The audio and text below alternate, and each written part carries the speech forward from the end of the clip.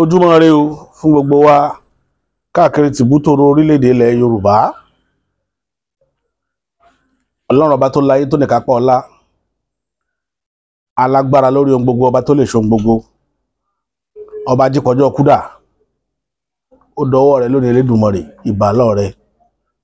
Torí ìwọ nìkan náà lọ́ba àjíkẹ́, ọba àjíkẹ́, ọba afẹ́nifẹ́re, ọba àjò àpè agbẹnimọ́dẹ̀yìn afúnimọ́ṣèrègún, ọba alógunlọ́lá ní ìlẹ́yẹ, ọgbàgbà tí gbára àdúgbò abọ́gbọ̀gbọ̀ tí fi yọ ọmọ ẹ̀nú ọ̀fìn, ìbà. Ìbà àwọn obìnrin, ìbà ọkùnrin, ìbà ọmọdé, ìbà àgbàlagbà, ìbà àwọn ajẹrun òru ajẹdò èèyàn mọ́bì, àtòrò òrò jẹ fún ọ̀gàlàntà, ìbà yín wọn ìyẹn arúgbó aṣọ mọ́balẹ̀, láàlú ògiri òkú dọwọ́ yín lónìí, ilẹ̀ ọ̀gẹ́rẹ́ dọwọ́ rẹ o, mọ́jà ṣiṣẹ́, mọ́jà ṣílẹ̀tẹ̀, mọ́jà tójú ilẹ̀ mọ́lẹ̀ lókè ìpẹ́lẹ̀ Yorùbá. Gbogbo kí ohun tá a bá pè nílẹ̀ Yorùbá dàkọjú wọn máa jẹ́ wa ní gbèjègbèjọ, mọ́jẹ́ pa ọ̀tá ó ká wa o, mọ́jẹ́ ogun ayé, mọ́jẹ́ ó borí ilẹ̀ Yorùbá o, mọ́jẹ́ arógun pẹ́ntùká o. Ó dọwọ́ àṣẹ ilẹ̀. Ìròyìn kan tó wa lọ́wọ́ ní yàjóyàjó tá a fẹ́ fi tó àwọn èèyàn wa létí, bó ti jẹ́ pé púpọ̀ nú ọ̀rọ̀ ètò ààbò ni, kì í ṣe bẹ́ẹ̀ là ń lọ púpọ̀ lénìí.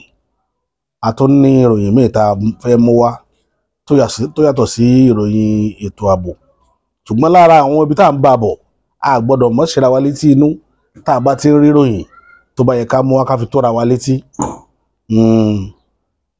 Tẹ́ ẹ bá wo ohun tó ṣẹlẹ̀ nípínlẹ̀ Kwara láti bí ọ̀sẹ̀ bíi mélòó kan sẹ́yìn, tá a ti ń pariwo gbọmọgbọmọ gbogbo, èmi ní ọ̀nà Kogi wá sí gbogbo ọ̀nà, èmi ní kí lórúkọ ìlú iná Sàárẹ́. Wọ́n ti ń ka ìlú bíi 98 táwọn ará abẹ́ ti wọ̀, tó yí Kwara po, tó fara ti Kwara, ilé tó wà wájú àtẹ̀lé tó wà lẹ́yìn, wọ́n ti ka 98 ìlú. Ní area Ìfẹ́lódùn, baba ńlá ni Gànmú, oríṣiríṣi àwọn ìlú wọ̀nyí, a ti rí ó kéré pọ̀, a ti rí ìlú bíi 21 tí àwọn ará abẹ́ ti tú ní agbọn tibẹ̀ yẹn náà, títí wá sókè ọdẹ, a rí ìlú bíi 21. Nílùú òkè ọdẹ, ọkàn ọ̀pọ̀lọpọ̀ àwọn èèyàn wa ò balẹ̀. À ṣe ń bẹ ọ̀pọ̀lọpọ̀ ní pé ẹ lọ dúró kẹ́yìn náà fara, tẹ́ ẹ bá dúró tìlú yín, àwọn ará abẹ́ tá bá lé yín tán wọ́n padà fi ẹ̀mí àbalẹ̀ ńbẹ̀. Ìtòṣẹlẹ̀ ńlọrin nu, ìtòṣẹlẹ̀ ńlọrin nìyẹn. Nígbà wọn pa baba ńlá wa Àfọ̀njá tí wọ́n pa tán nílọrin, tó bá jẹ́ pé ńjọ́ náà lọ́hùn àwọn Yorùbá wa dúró re ní tán tí àwọn ọmọ Àfọ̀njá lẹ́yìn, ṣùgbọ́n pọ̀lọpọ̀ wọn náà bẹ́sẹ̀ wọn sọ̀rọ̀ ló jẹ́ kí ọmọ Álímì ó lè dọba délùú Ìlọrin, lójó di emir sí ìlú Ìlọrin.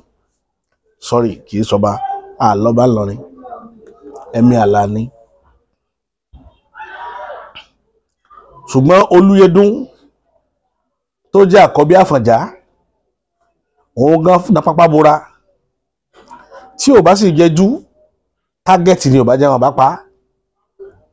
Ṣùgbọ́n a dúpẹ́ lọ́jọ́ ìní pé bàbá wa Olúyẹdùn nígbà tó ń sá tó jẹ́ àkọ́bí Àfọ̀njá, ìlú Ìbàdàn ló padà wá fi ṣètẹ̀dó. Ó wà lára àwọn ọmọ ogun tó tú ìlú Ìbàdàn tẹ̀. Ẹ mọ̀, ọmọ tí erin bá bí erin ní ó jọ, ọmọ tẹ̀yà bá bí ẹ̀yà ní jọ. Iṣẹ́ tí bàbá yàn láàyò, iṣẹ́ ogun jíjà lọmọ náà yàn láàyò. Ẹ lọ wòran Àfọ̀njá dáadáa. Ìdílé wọn tí ń bẹ ìlú Ìbàdàn tán pè ní ilé Olúyẹdùn, Ààrẹ Ọ̀nà Kakanfò Àfọ̀njá. Ọ̀pọ̀lọpọ̀ ó mọ̀ gbọ́ nígbà àkọ́kọ́, ṣùgbọ́n ọ̀pọ̀lọpọ̀ ti mọ̀ bí tẹ̀yẹ ṣe rí. Àwọn ẹbí Olúyẹdùn ní ìlú Ìbàdàn, ìran Àfọ̀njá ni wọ́n, ọmọ bíbí inú Àfọ̀njá ni baba ńlá tiwọn náà. Òun làkọ́bí Àfọ̀njá. Ìmídé tí wọ́n fẹ̀yìn bàbá balẹ̀ ńlọrin, lolúyẹdùn tàtàtòpò ó sá kúrò ńlùú. Fífaraseko tó faraseko ìgbà táwọn ọmọ ọdẹ ilẹ̀ Yorùbá máa padà kóra wọn jọ láti tún Ìbàdàn tò ní ìtẹ̀, ó wà lára àwọn akọni tí wọ́n tún lù Ìbàdàn tẹ̀. Bàbá wa Olúyẹdùn, tẹ́ bá dé gbòòrò Ìbàdàn béèrè wọn, ìdílé akọni ní ìdílé tiwọn náà, àwọn náà lakọni àkọ́kọ́, náà wà lára àwọn akọni àkọ́kọ́ lù Ìbàdàn tí wọ́n parapọ̀ pẹ̀lú àwọn Ẹ̀gbá ní, Ìjẹ̀bú ní, Èkìtì ní, Ifẹ̀ ní, Ọ̀yọ́ ní, gbogbo wọn Òwu ní gbogbo wọn ṣe kóra wọn jọ́gbà yẹn nìyẹn tí wọ́n fi tún Ìbàdàn tò ní ìtẹ̀. Ìbàdàn tò ní làṣẹ wá wà títí dìgbà tá à ń ṣe ń sọ̀rọ̀ lọ́wọ́ yìí. Àṣẹ agbára ilẹ̀ Yorùbá sì ń bẹ lù Ìbàdàn. Tá a bá ń sọ̀rọ̀ a kàn ń ṣe lérèfé ni. Àṣẹ àtagbára ilẹ̀ Yorùbá tò ní ìlú Ìbàdàn náà sì ló wà. Torí ẹ̀ tẹ́ bá máa rawọ́ ẹ̀bẹ̀ sínú àjò bóòrè ilẹ̀ Yorùbá ó ṣe tò, Ìbàdàn lẹ́tì lọ mú. Tẹ́ bá fẹ́ mú tológun ni o, tẹ́ fẹ́ mú tẹ̀sọ́tẹ̀sọ́, ìlú Ìbàdàn wọn ti mú. Kò sí ìlú míì nílẹ̀ Yorùbá tó ti ìgbà kò yẹn mọ́ wọn lọ́wọ́. Tí wọ́n bá wá kó Ìbàdàn ni wọ́n ṣẹ̀ṣẹ̀ wá máa ka àwọn Ìjẹ̀ṣà, Èkìtì àti Ìjẹ̀bú, Ẹ̀gbá. Torí pé lásìkò gbà tí Ìbàdàn dá kelúkelú, àwọn ibi tágbára ti ń dún làwọn ibi tí mo mention yẹn. Àwọn ibi tágbára yẹn, Ọ̀yọ́ ò tiẹ̀ sínú wọn, Ọ̀yọ́ tí wọ́n ti parẹ́, Ọ̀yọ́ kẹ̀, Ọ̀yọ́ ò sínú wọn mọ́. Ọ̀yọ́ ò sínú wọn mọ́ gbogbo tá à ń sọ yìí. So gbogbo ìgbà yẹn ní Ìbàdàn gbéná wojú àwọn ìlú wọ̀nyí káàkiri, ló sọ lu àwọn ìlú náà dálágbára. Nítorí pé bí wọ́n bá ti ń bọ̀ náà ń prepare dé Ìbàdàn, wọ́n ń jẹ́ káwọn náà máa lágbára. Láàfin ráwa akọni kọ̀ọ̀kan láwọn ìlú yẹn. Tá a bá ń dárúkọ àwọn akọni Ẹ̀gbá, àwọn náà ò níye. Ẹ máa rí Ọ̀ṣọ́ Àríkàndú, ẹ máa rí Sódẹkẹ́ ò bá wọn wá Ìbàdàn. Àwọn tó kù Ìbàdàn nínú ọmọ ogun Ìbàdàn làwọn bàbá wa Ọ̀ṣọ́ Àríkàndú wà àti bẹ́ẹ̀ bẹ́ẹ̀ lọ, tí wọ́n lọ darapọ̀ mọ́ Sódẹkẹ́ láti tún jagun Ẹ̀gbá. Ogun kan ọ̀tọ̀ tún lẹ̀gbá bẹ́ẹ̀ ṣe ń wẹ̀gbá wọn. Ogun ńlá kan lọ́tọ̀ làwọn náà. Àwọn náà gbà táwọn náà darapọ̀ tán, kò sógun tí wọn ò ṣẹ́. Ìtàn ń bẹ lórí wọn. Kò sógun tí wọ́n fèsì tí wọn ò ṣẹ́ o. Bẹ́ẹ̀ náà ni a máa wá sí ilẹ̀ Ìjẹ̀ṣà láà máa dárúkọ bàbá wa Bàálà àbí ọba ńlá, yes, ọba ńlá of Ìjẹ̀ṣà land tá à ń pè ní Ògèdèngbé Agbógungbòrò of ilẹ̀ Ìjẹ̀ṣà. Bàbá Ògèdèngbé àwọn náà wà nínú àwọn tí wọ́n fakọyọ nílẹ̀ Yorùbá. Bó ti jẹ́ pé tẹ́ ẹ bá lọ wádìí ìtàn dáadáa, bàbá Ògèdèngbé náà gba Ìbàdàn kọjá. Wọ́n gba Ìbàdàn. So ọ̀pọ̀lọpọ̀ nínú àwọn ọmọ ogun tó gba Ìbàdàn kọjá ni wọ́n dilé wọn mú gbogbo ibi tán wà. Adúpẹ́ lẹ́nìí kì í ṣe bẹ́ẹ̀ yẹn là ń lọ. A kàn fẹ́ sọ̀rọ̀ bí ojú ọjọ́ ti rí nílẹ̀ Yorùbá ni. Bẹ́ẹ̀ bẹ́ẹ̀ lọ, bàbá Fábòmí Òkèmẹsì, bàbá wa Arímọ̀rọ̀ ilẹ̀ Ìjẹ̀ṣà, adé bàbá kan náà ní Ẹ̀fà Alàyè, gbàgbórúkọ àbáyé, adé bàbá kan náà ní Do Fábọ́rọ̀, oríṣiríṣi àwọn àgbààgbà báyẹn tí wọ́n jẹ́ èèkàn nílẹ̀ Yorùbá ń gbà yẹn. Àwọn akọni là ń dárúkọ yẹn tó jẹ́ pé tán bá dó tàpátá ó mọ̀ mí nígbà tá à ń sọ yìí. Wọ́n ṣàfihàn kankan lórí ìkànnì lórí ayélujára láìpẹ́ yìí tí mo fẹ́ mú wá, but àyè ò tí gbà mí, jọ́tà yìí bá gbà mí màá mú wá. Ní Òkèmẹsì láìpẹ́ wọ́n pàtẹ àwọn nǹkan agbára. Mo wá fẹ́ ṣàkíyèsí àwọn bàbá wa ká má mọ̀ ṣe agbátẹrù irú nǹkan báyẹn mọ́. Ká jẹ́ ká ní museum bó ṣe láàrin gbogbo ilẹ̀ Yorùbá ni ó wà, bó ṣe kó wà ní irú Ìbàdàn yẹn tàbí kó wà ní ilẹ̀ Ìjẹ̀ṣà. Ká jẹ́ ká create museum táwọn èèyàn ti lè máa wo báwọn akọni àwọn bàbá wa ti rí látijọ́, especially àwọn tó bá lọ study, tó bá lọ ṣe nípa ìmọ̀ Yorùbá, tí wọ́n mọ̀ nípa sáyẹ́ǹsì ilẹ̀ Yorùbá, àbáwọn tó bá lọ ṣẹ̀kọ́ Ọ̀fà níbì kan, kí wọ́n tó lè gba ìwé ẹ̀rí pé wọ́n jáde, wọ́n gbọ́dọ̀ gba ẹ̀kọ́ yẹn, ó gbọ́dọ̀ wà lára kọ́ọ̀sì tí wọ́n mọ̀ ṣe. Pé kí làwọn nǹkan àmúṣagbára táwọn bàbá wa lò, ó ní ò ní jẹ́ kí ìmọ̀ àti àwọn tó ti ṣẹlẹ̀ nínú ìran kó parẹ́. wọ́n mú fìlà kan jáde ní òkè ìmẹ̀sí láìpẹ́ yìí ní ṣé ìmẹ̀sí ilé not òkè ìmẹ̀sí ìmẹ̀sí ilé wọ́n mú fìlà kan jáde ńbẹ̀ wọ́n wá fi hàn wá pé fìlà táwọn wò yìí o kékeré rẹ̀ lélẹ̀ ní ńlá rẹ̀ bẹ́ẹ̀ nù lé ìyẹn ò ṣe é mú jáde pé ó ní tí wọ́n máa fi bọ́ awo nìkan ló lè mọ̀ ọ̀gbẹ̀rì ò gbọ́dọ̀ gbọ́ tí ọ̀gbẹ̀rì bá gbọ́ etí ọ̀gbẹ̀rì ó di etí wọ́n fi ń bọ àwọn kíní rè ètò rẹ̀ ni ò jẹ́ kí ìyẹn ní ńlá jáde kékeré tó wá jáde yìí wọ́n wá ní sẹ́rí fìlà tẹ̀ ń wò yìí tí bá ń bẹ lórí èèyàn tí èèyàn bá dé sórí wọn ò ní rí mọ́ tí ó fi kan ọ̀tá lára àwọn bàbá wọn pa itú ẹ wo ojú ogun ìlú sí ìlú láàrin ara wa nìyẹn o láàrin ara wa láti jarú ogun yẹn tí wọ́n ti ń lo àwọn agbára tó ní agbára báyẹn ọ̀rọ̀ ń bọ̀ ń bẹ̀ níjọ́ kan mi lọ́bẹ̀ lénìí ibi tí mò ń lọ kọ́hún káwá tó wá mọ̀ sọ pé lénìí àwọn èèyàn kan wá ń rí ilẹ̀ Yorùbá bí ìlú ọ̀lẹ àìsọ̀lẹ̀ Yorùbá jálárò jinlẹ̀ ni àròkàn tí wọ́n mẹ́kún àsun ò dá wá iná ń da Yorùbá láàmú wàláì bí ṣe ń ṣe àwa tá a jẹ́ ọ̀jẹ̀wẹ́wẹ́ ìlú bẹ́ẹ̀ náà ní sàwọn àgbààgbà wa bá a ṣe máa ń àròkàn lórí nǹkan nìyẹn ká tó ṣègbésẹ̀ mo ti sọ láìmọye gbà so ìlú 98 ni àwọn agbésùnmọ̀mí ti wọ̀ nílẹ̀ Kwara tán ti tọwọ́ bọ̀ ya wọn lójú mẹ́ pé kí ni wọ́n ṣe eléyìí ń fa ìbínú lọ́wọ́ lẹ̀ Yorùbá ń jẹ́ káwọn èèyàn kan rí mọ́nú ṣùgbọ́n ọ̀rọ̀ wà tá à ní sọ lórí atẹ́gùn bí ti ń lọ lábẹ́lẹ̀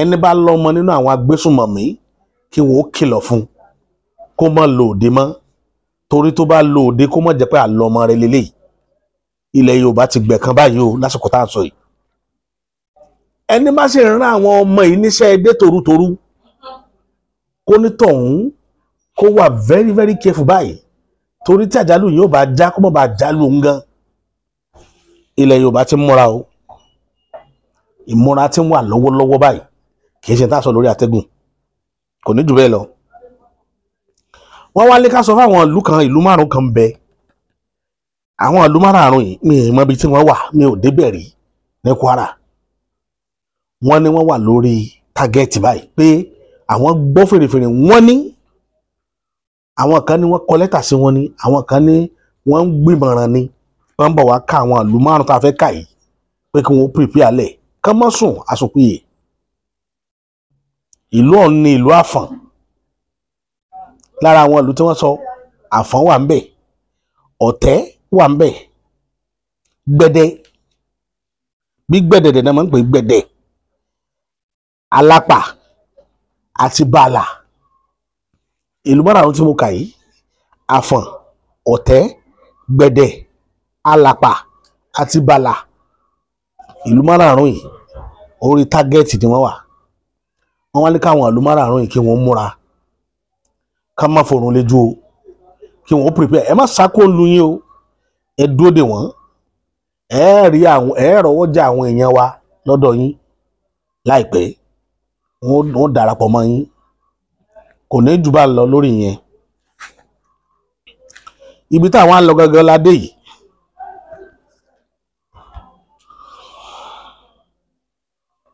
ọba wa kan bẹ́ńlẹ̀ Yorùbá yìí tí ń tàpá sófin àti ìlànà ètò ìlú inú mi máa ń dùn tá a bá rẹ ẹni tí bá ń fi ọwọ́ ta Yorùbá láyà pé kí ni Yorùbá ó ṣe kí náà fẹ́ ṣe ná àwọn bàbá wa mọ́nímọ́ní bàbá wa mọ̀yànmọ̀yàn wọ́n á máa sọ̀rọ̀ kan gbà kan wọ́n ní tí èèyàn bá jẹ adìyẹ tó bá wá bọ́ ta pé mo ti jẹ igúnnugún sẹ́yìn pé Yorùbá sì ní ẹni bá jẹ igúnnugún ìkádùn ẹdìyẹ ló jẹ o ṣùgbọ́n wá bọ́ ta wá sọ pé mo ti jẹ igúnnugún o mo ti jẹ igúnnugún o kì í ṣe mí o ẹnìkan tí ń tàpá sófin ilẹ̀ Yorùbá ó wá sọ bẹ́ẹ̀ wọ́n ní ẹ máa wo olúwẹ̀ níran pé tí máa bí ní obìnrin tí máa béèrè ó béèrè. Wọ́n wá ní ṣùgbọ́n tí èèyàn bá jẹ gúnugún tó bá wá bọ́ ta tí bá wá sọ fún gbogbo aráyé pé adìẹ mo jẹ adìẹ ni mo jẹ, wọ́n ní láyọ̀ àtàlàáfíà lónítọ̀hún ó máa bẹ. Ó túmọ̀ sí pé èèyàn ní bẹ́ǹdì orò tóró òfin máa ké tótó tótó tótó. Ó sọ̀rọ̀ àwọn àgbàlagbà. Kí ni mo fẹ́ fàyọ? Láti bí ọjọ́ mélòó kan sẹ́yìn, bí ọdún mélòó la ti ń pàṣàmọ̀ pálówe fún Olúwo Rashidi Àkànbí Tẹ̀lú, agbanímọ̀ràn, agbábaba lọ́rọ̀, afàṣàhàn wọ́n báṣà ti rí. Bàbá yìí sáà wọ́ọ̀dọ̀ láti dojú ìjọba ilẹ̀ Yorùbá kulẹ̀ kẹ́nìkan ṣoṣo kó lóun nìkan lòun tẹ̀lé Yorùbá rì. Nígbà míì máa ń wà téèyàn bá ń ṣe nǹkan tí bá ń mú jẹ, àkókò ya rè tó ni. Mo rí bàbá mi Àràbà láìpẹ́ yìí, wọ́n jáde ta, wọ́n faraya, wọ́n lọ di Èṣù, wọ́n lọ di àwọn òrìṣà, wọ́n fi nǹkan kàn wọ́n, àṣírí lórí fún yín ní ìwọ ìjẹ́ o, àṣírí lórí fún yín. Mo ní bàbá bá ti lọ to that extent. Olúwo tẹ̀ ń wò yìí, ọwọ́ tí ń bẹ lára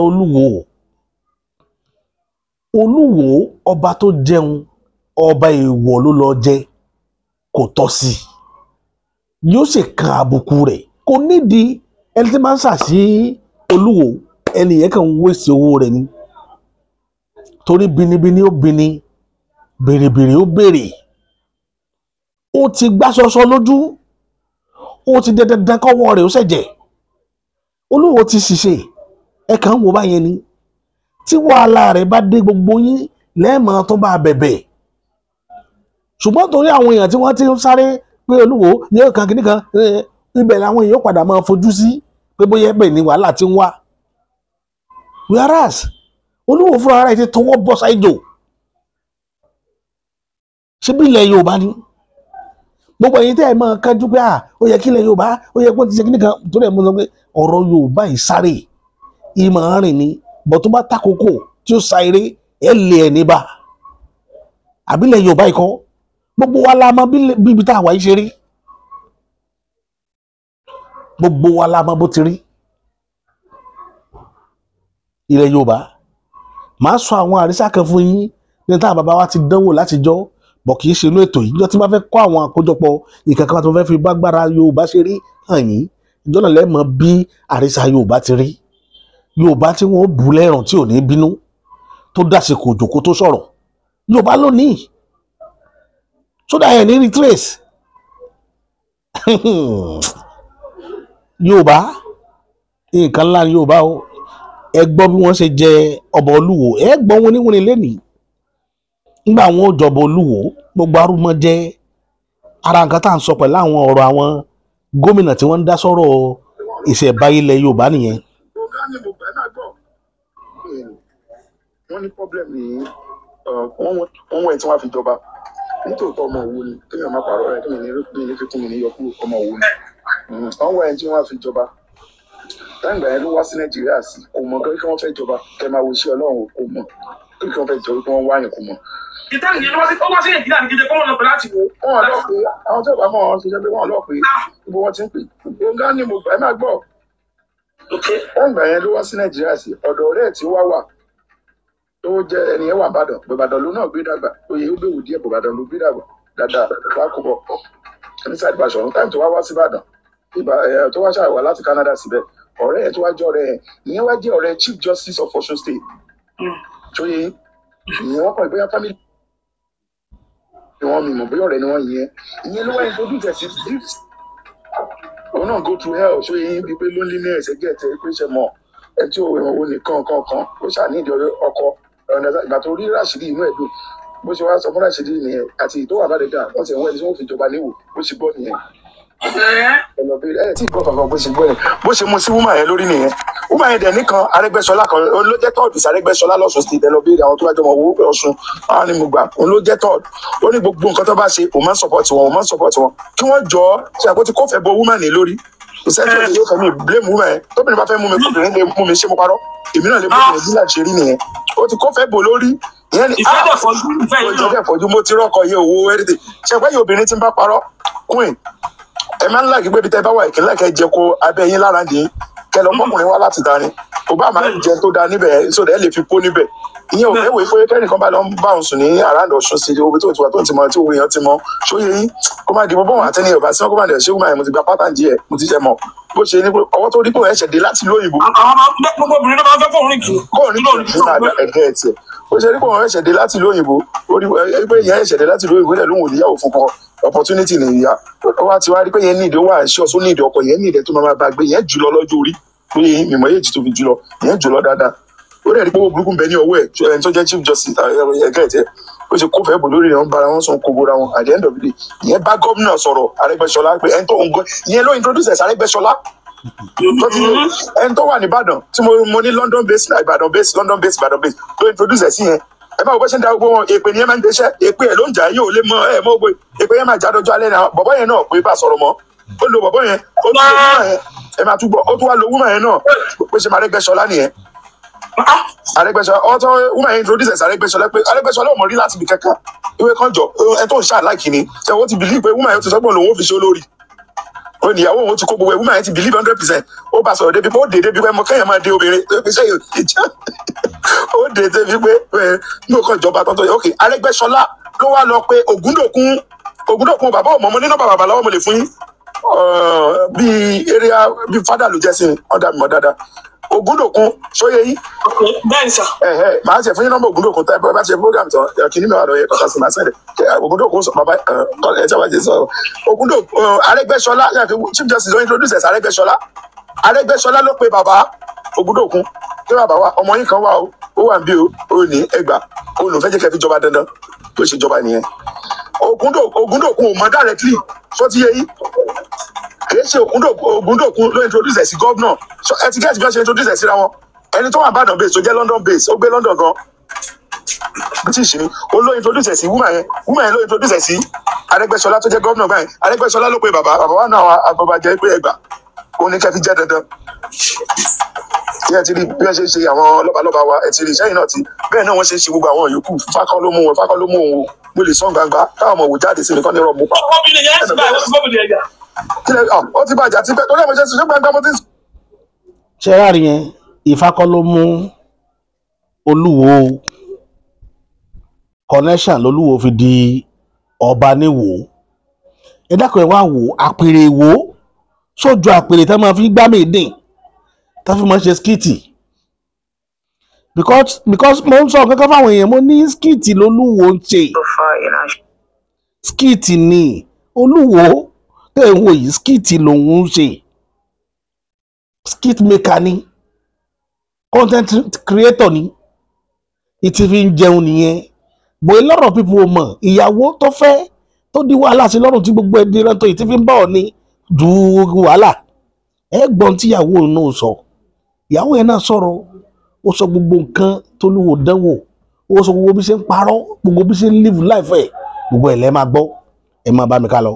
To just put embarrassments to the side and tell the world my story, because these people that you're asking of, all these top people, no one has reached out to me. No one has even said, how are you and your baby eating? But did you reach out? You try to reach out to some of them to tell them your own position? I mean, because the first thing that you need is care. I was advised not to. Even the same one that you just mentioned, he recently went to their home.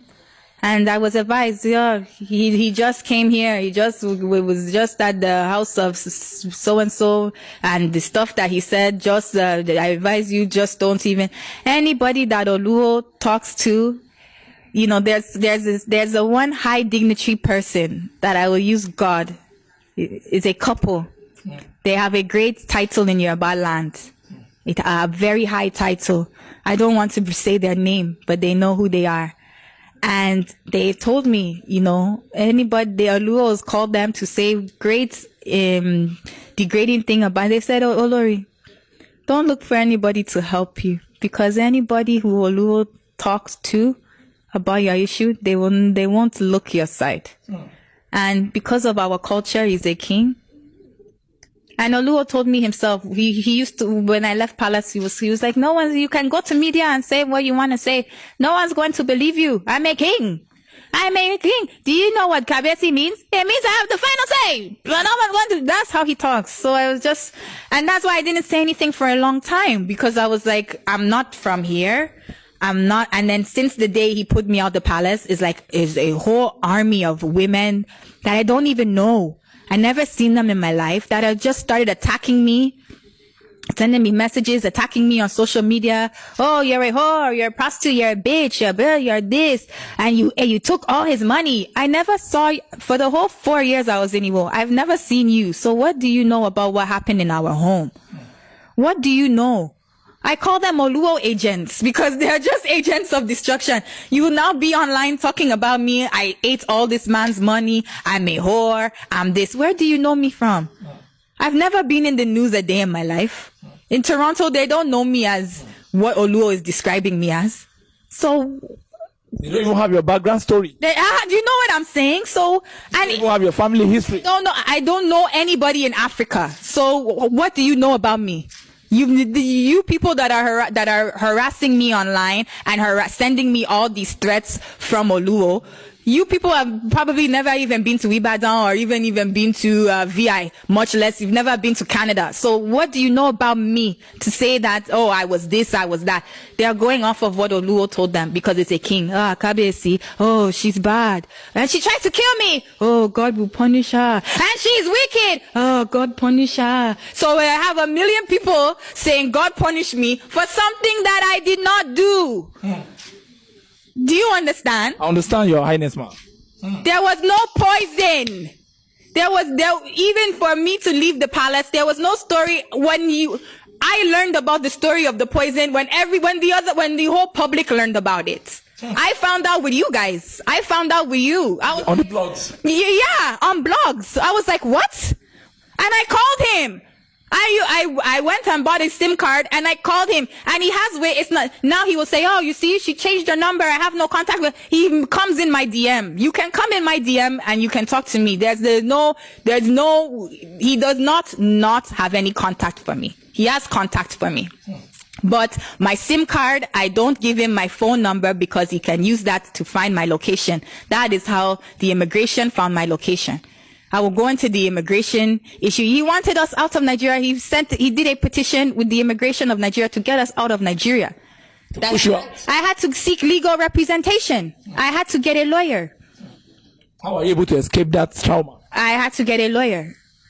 I had to seek legal counsel because I didn't know what to do. Immigration was buying plane tickets for me and my son to go to Abuja. Do you know immigration to purchase your plane ticket to go to Abuja on Christmas Eve, to go and meet the head of immigration on Christmas Eve? I was advised on a holiday. On a holiday. People were starting to tell me, if you go to Abuja, you will never come back with your son. That is when I started looking around for different lawyers. I need help. I don't know what's going on. And I'm scared.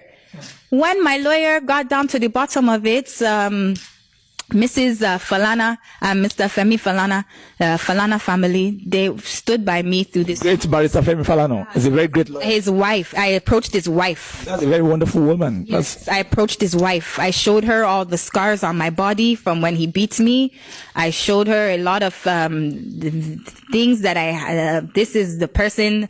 I showed her a lot of things. And they agreed to help me. They agreed to help. Me and my son had nothing. We had nothing. And they just helped me from just the goodness of their heart. You know? And when they got down to the bottom of it, the head of immigration, Ikoyi, said, the Oluo called us and filed a petition. And that's why we went to go and see her. Because the Oluo, so he's the one, why are you filing a petition with immigration? What did I do? Leave me alone. Leave me alone. And I wasn't going to media at that time. This is in December. This is 2 days after he put me out of the palace. So he wanted you pushed out of the palace and thrown into Toronto, Canada. But to nowhere. We don't have a house. We don't have a car. Everybody is mocking me. Oh, Oluo, he has G-Wagon and he has yellow Lamborghini. You know that yellow Lamborghini that he stood up in front, he's taking pictures in this yellow Lamborghini. That Lamborghini, the public, you need to know this. That Lamborghini belongs to a great professor, Professor Odidi in Toronto. He's a millionaire. He's a great he came to pick us up and he used this G-Wagon to pick us up that day. And Oluo took a picture in the front of the jet and said, when I'm in Canada, I drive myself. And this, you know, Oluo, why are you doing this? It's packaging. It's packaging. That is packaging. What is packaging? What does packaging mean? Don't. This character is yellow Lamborghini, and now when you go on YouTube, he used this picture of this yellow Lamborghini now to put this YouTube list together of there's a few the richest kings. So now number 6 on the list is Oluo of Iwo Land, richest king in Nigeria, and he has yellow Lamborghini valued at $1 billion. That's not your car. You don't have anything. You don't have anything. Oh my God. So where are you sending us to? All of the senators, all of the honorables, all of you women that he's flirting with, all this one that is, I won't call names. You all know who you are. Let me just say, there's nothing there. There's nothing there. There's nothing there. Me, I feel so embarrassed. I feel like an idiot that I stood beside a broke man for 4 years because of love and because of family. And now you're trying to paint me as a gold digger that I spent all I'm in bankruptcy now because I spent everything on her. You spent everything on me. What do I have to show? Do I have a car? Is there an official Olori vehicle? No, Your Highness. Do I have a business? No, Your Highness. Okay, because there's no business. I beg to have a business. He said, oh, Lori's don't work. Does Oni's wife work? Does so-and-so's wife work? Can I have it, please? I need to make my own money because you don't give me anything. I need to make my own money. I wasn't allowed to have a business because if I have a business, then I would be financially independent. Where if he's cheating on me and beating me, I would be free to leave at any time. So you want to keep me dependent on you. It's a mental manipulation. So that you can just deal with you anyhow. Anyhow. So I wasn't allowed to have a business. All of you women that are saying that I ate the Oba's food, I ate all his, I was enjoying his money. 15K Jilamia, 2K earring, Ofi, 5K pack for Ofi. That's all I wore. I got some lace from one lady in Oshogbo, Mofe. I got some lace from her. It took 2 months for Oluo to pay the woman her money. He didn't even want to pay it. And then now, if you see Oluo, he's the one wearing the lace. I wasn't even allowed to take it. All these pastor, imam, new outfits that to look like a cleric or whatever that is the new image that's my lace that he said the police was standing over me to say you cannot take it, that you embarrassed me in front of this woman. You didn't want to pay the money for this. You understand? I mean, I don't like to say stuff because, you know, we're about culture. No one wants to talk against a king. No. Now say, oh, that didn't happen. You understand? So, but I know what happened and I know what happened to me. This is what happened to me.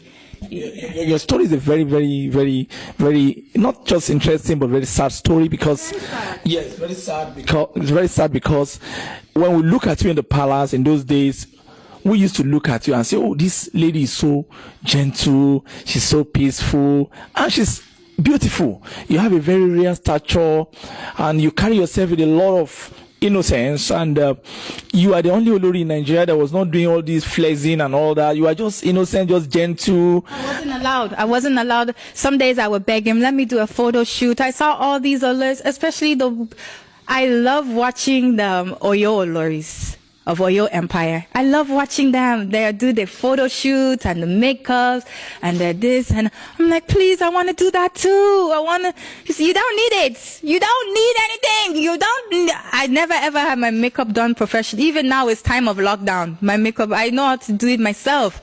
I fixed my makeup because I had no choice but to learn with my house, to pay a makeup artist 20K to do my makeup. You don't want to do it.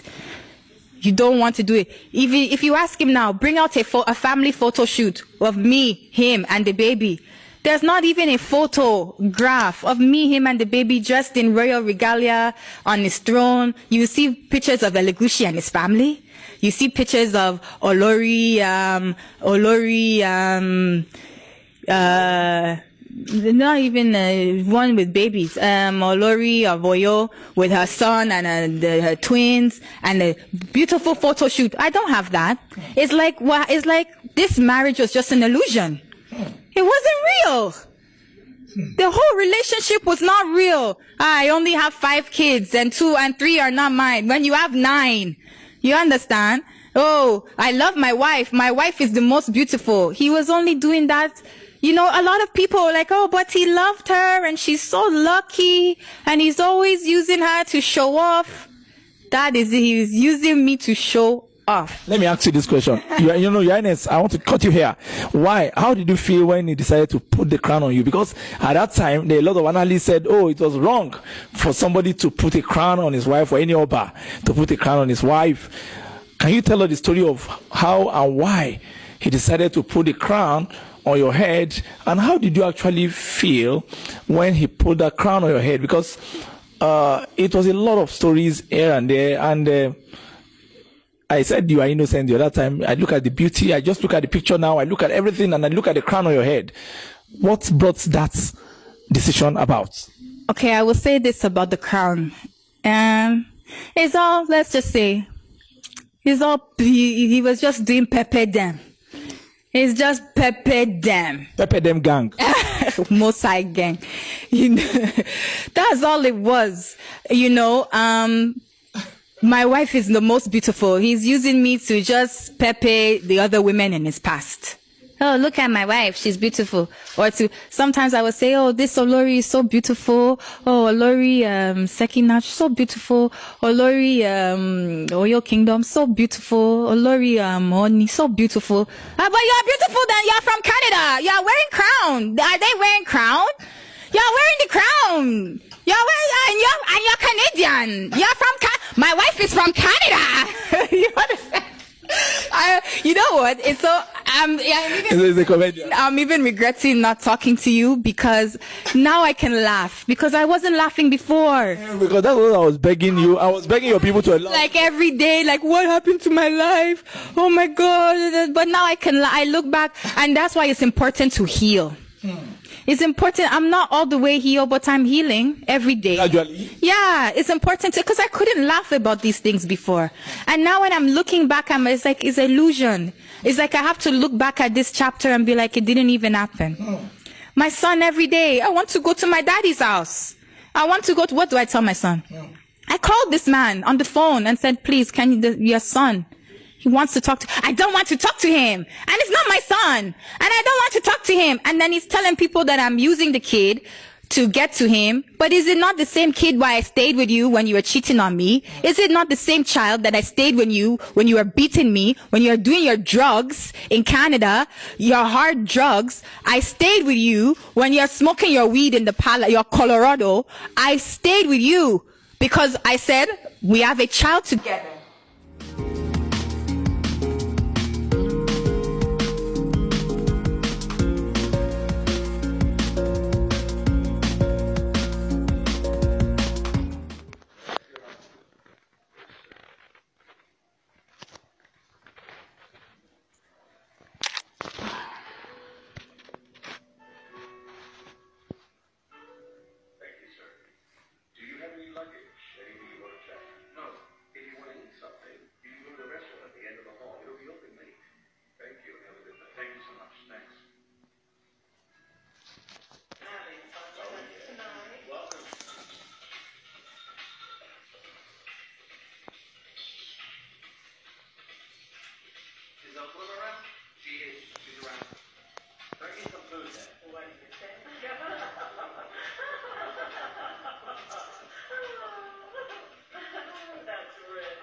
We're building a legacy.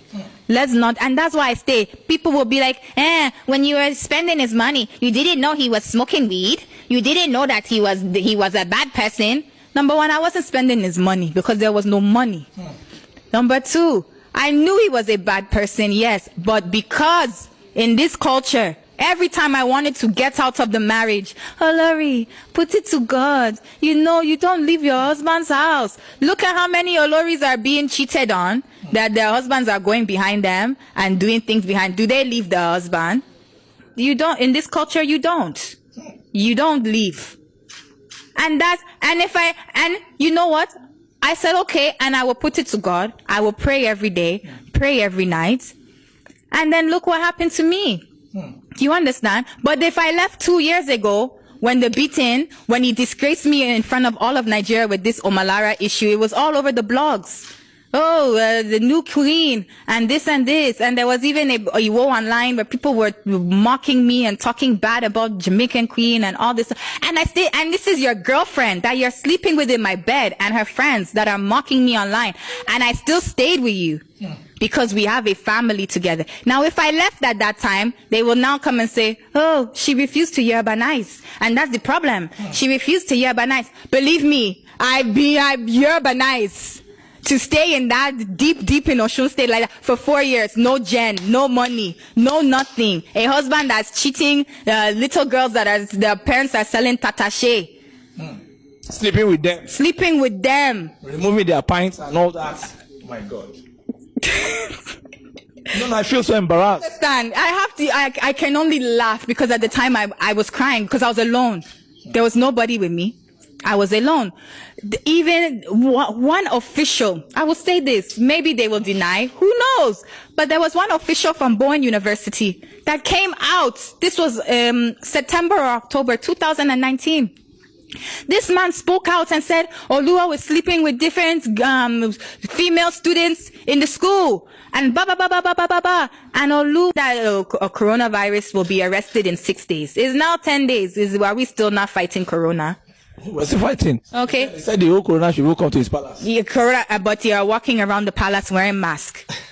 If corona should come to you, said corona should come to you, then why are you wearing mask all around? Then remove the mask and come to Yaba and greet all of the victims. You understand? Then come and greet all the victims. Come and greet all of the, go to Enugu facility and go and greet the victims.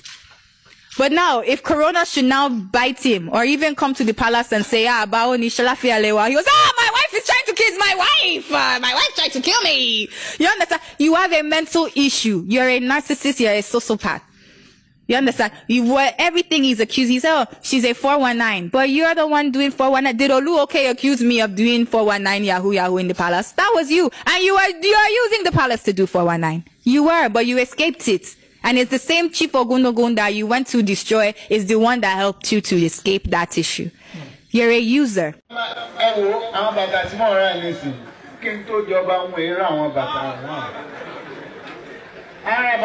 1.5 million.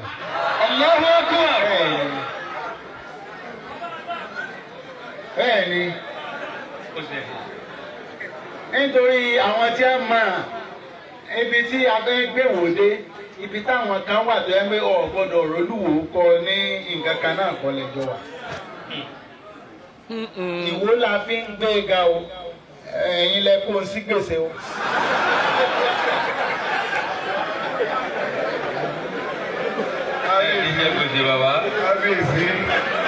So má bínú sí mi tó bá rí tí mo ra gíláàsì tí mo ra góòlù tí mo ra kíní kò mí gbọ́dọ̀ rí mọ́ gbọ́dọ̀ ibi tá à ń gbé wò. Ṣé gbogbo tíyàwó ẹ sọ ntẹ́fìmọ̀ ròyìn tó lúwo jẹ́nu content creator ni stage play odidi ọba àlú kò mọ̀ ṣe stage play kò mọ̀ wọ́gbọ́n láti amẹ́ndì àwọn nǹkan kan bí ká máa parọ́ ẹ lọ gba àwọn ilé ìsìn fún ìyàwó fún lórí tó rówó ilé ìsìn san sọ́ọ̀bánu